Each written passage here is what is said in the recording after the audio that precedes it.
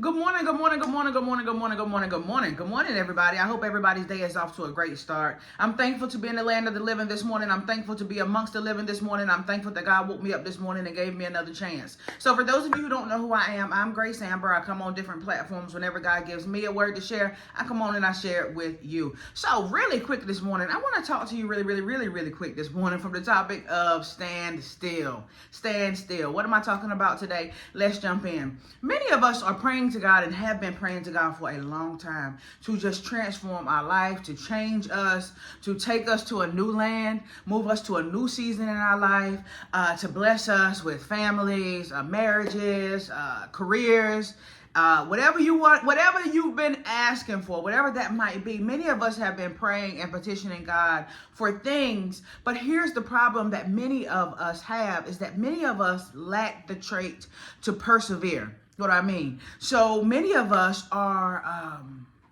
always bouncing around. I used to be like that. I'll stay on the job about 3 months, and then somebody do something, tick me off. I'm gone.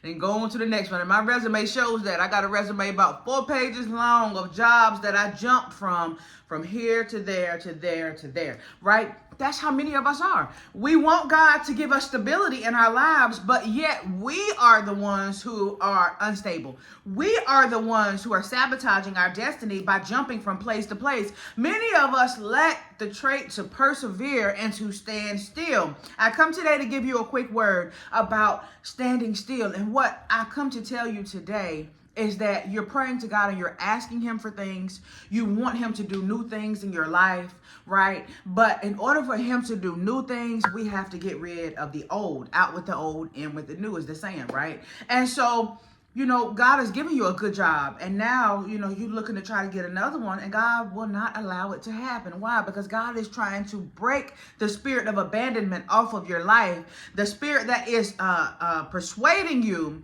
to jump from here, there, and yonder. You get in a relationship, everything is great. You meet a nice woman, you meet a nice guy, and then the least little argument, you put him on the block list, and you go ahead on about your business. How do you expect God to give you the things that you're asking for? How do you expect God to move you into a season of stability in your life, and all you do is just bounce around from here to there to yonder? God is trying to break that spirit of abandonment off of your life, and he is also trying to cultivate the trait of perseverance in your life. I want to give you the scripture, one of my favorite scriptures, Exodus 14:13. Let's get there. Exodus 14:13. Moses answered the people, "Do not be afraid, stand firm, and you will see the deliverance the Lord will bring you today. The Egyptians you see today, you will never see again. The Lord will fight for you. You need only to be still." Whatever the Egyptians might be in your life, that could be failed relationships, that could be failed jobs, that could be failed business endeavors, that could be failed ventures, that could be whatever it is in your life, failed financial endeavors, whatever it might be in your life, and you're praying for God to move you into a season of stability. God is working on that in you. He's also doing a great work in you as well.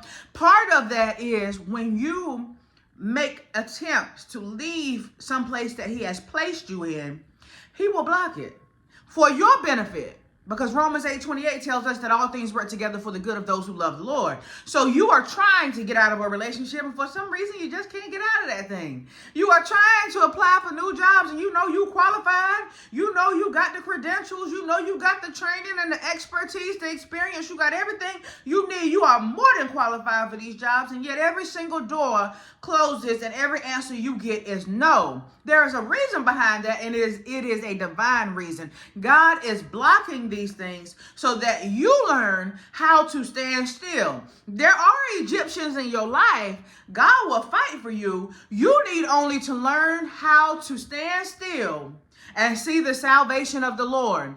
This tendency of jumping from place to place, relationship to relationship, house to house, environment to environment, job to job, town to town, city to city, all this running and jumping that you're doing, but you asking God to bring stability into your life, he's doing it. And one of the best ways to do that is to stop you from being able to do those things. Stop you from being able to jump from relationship to relationship. Stop you from being able to jump from job to job. Stop you from being able to jump from venture to venture. Stop you from being able to jump from project to project. God is blocking your movement so that you learn how to stand still.